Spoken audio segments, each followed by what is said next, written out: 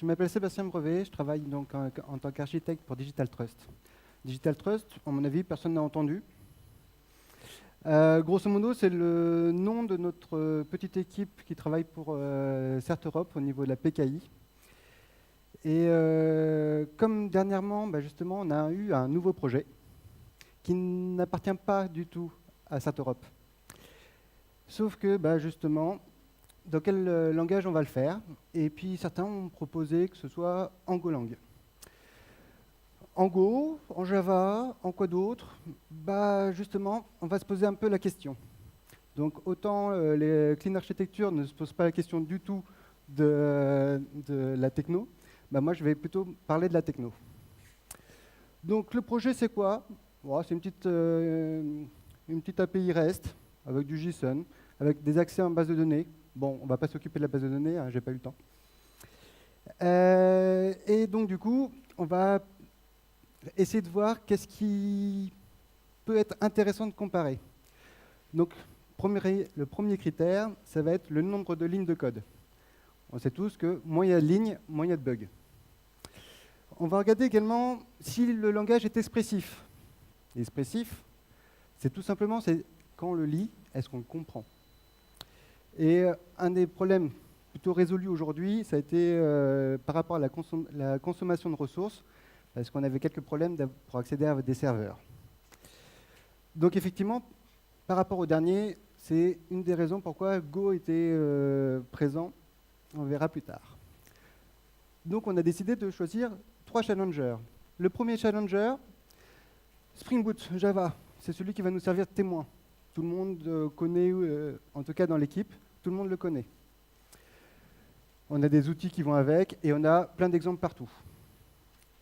Le deuxième, mon petit préféré, c'est Scala, qui tourne sur la JVM, donc on a les mêmes outils, mais par contre qui est fonctionnel. Donc d'autres manières de penser, d'autres manières de faire. Et le troisième, Golang. C'était un peu hype, il n'y avait pas beaucoup de consommation de la ressource, donc du coup ça nous convenait également. Après, qu'est-ce que ça donne? Qu'est-ce que ça donne en vrai? Qu'est-ce que ça donne en vrai? On va commencer à voir par rapport à un premier test. Premier test, une API simple, juste un get, savoir si l'application va bien, et notamment qui va répondre une version et un environnement. Donc pour pouvoir répondre, il va falloir déjà définir des types. Un type simple, c'est justement notre version et notre environnement. Il va pouvoir avoir 2 valeurs. En Java, pour 2 valeurs, il nous faut tout ça. Des constructeurs, des getters, des setters. Ça fait quand même beaucoup de lignes de code pour juste 2 valeurs. En Scala, une ligne de code. Ah oui, la deuxième, c'est pour le transformer en JSON. En Go, à peu près pareil. Un gain de temps, de code, et c'est clairement expressif. Autre problématique, c'est OK, on a la donnée. Maintenant, comment on y accède? On y accède en Java avec une annotation.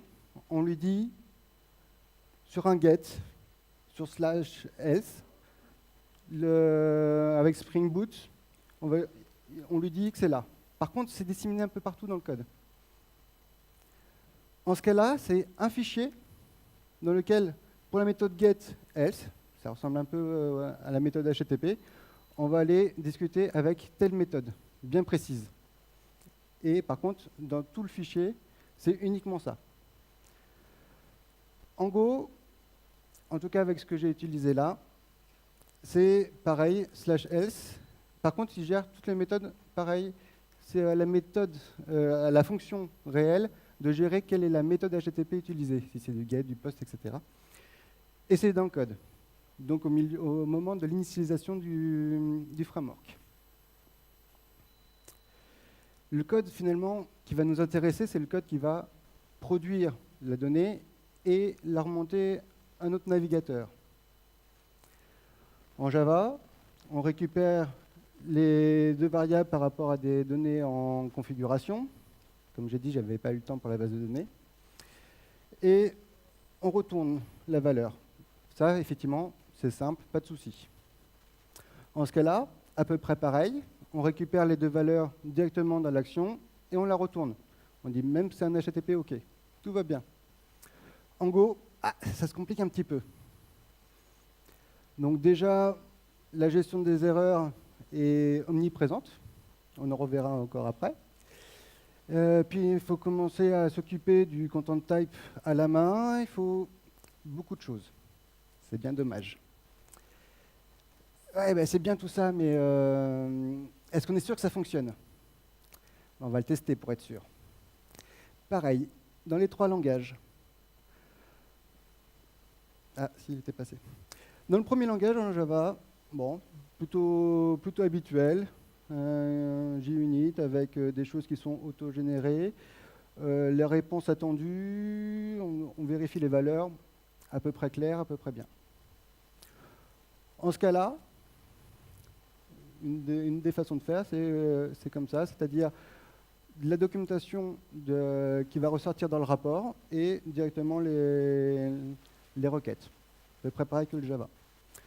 En Go, nous avons de la gestion d'erreurs ici, ici, ici, ici.